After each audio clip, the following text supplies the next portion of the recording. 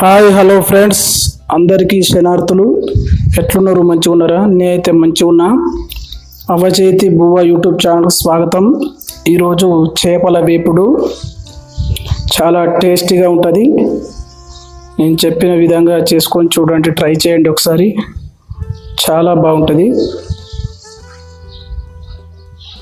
ఈ చేపల వేపుడుకు కావలసిన పదార్థాలు: నేను అరకిలో చేపలు తీసుకున్నా. ఈ చేపల ముక్కలు మంచిగా కడుక్కొని చేపలు కొంచెం ఆరేదాకా ఆగండి. ఆరినాక మంచిగా పసుపు అన్ని ముక్కల మీద పడేటట్టు పసుపు వేసుకోండి. తర్వాత ఒక స్పూన్ ధనియాల పొడి తీసుకొని మంచిగా అన్ని చేపల ముక్కల మీద పడేటట్టుగా మంచిగా వేసుకోండి. తర్వాత కారపొడి అన్ని ముక్కల మీద పడేలాగా మంచిగా కారపొడి వేసుకోండి. కొంచెం మీకు కావలసిన విధంగా మీ టేస్ట్కి తగ్గట్టుగా వేసుకోండి. తర్వాత ఒక 4-5 మిరియాలు దంచినాం, అవి మిరియాల పొడితో పాటు కొంచెం చిటికెడంత గరం మసాలా, అది సుతా మంచిగా చేప ముక్కల మీద వేసుకోండి. తర్వాత మీ టేస్ట్కి తగ్గట్టుగా సాల్ట్, ఉప్పు తీసుకొని ఉప్పు సుతా మంచిగా అన్ని ముక్కల మీద వేసుకోండి. దాంతోపాటుగా అల్లం పేస్ట్, అంటే స్వయంగా ఇంట్లో అల్లం కొమ్ము దంచుకొని వేసుకోండి. అప్పటికప్పుడు ఫ్రెష్గా వేసుకుంటే బాగుంటుంది. మంచిగా అల్లం కొమ్ము తీసుకొచ్చుకొని దంచుకొని వేసుకోండి.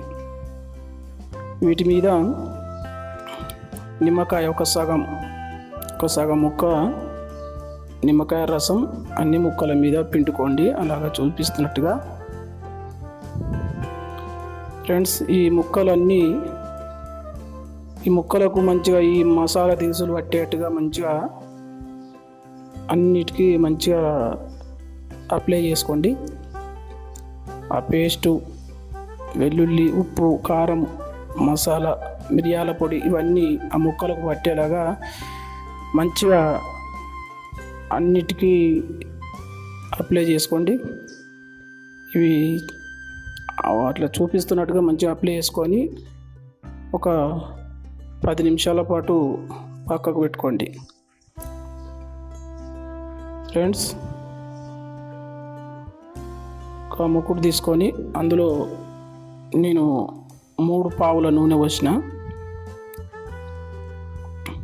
ఆ ముక్కల్ని మంచిగా ఫ్రై చేసుకోండి.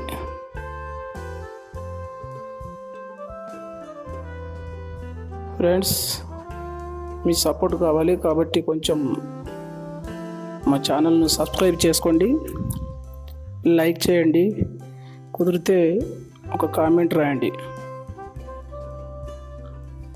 మా కుక్క అండి ఇంట్లో ఇక ఈ చేపలు ఫ్రై చేసే వరకల్లా వాసన పసిగెట్టింది, బయట నుంచి ఉరికొచ్చింది.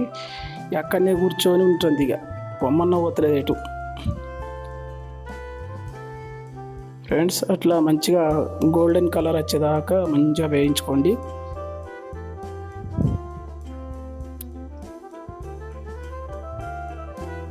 చూస్తురు కదా, అక్కడికి వెళ్ళిపోతలేదు మా కుక్క. ఇక మంచిగా చేప ముక్కల వాసన వచ్చింది.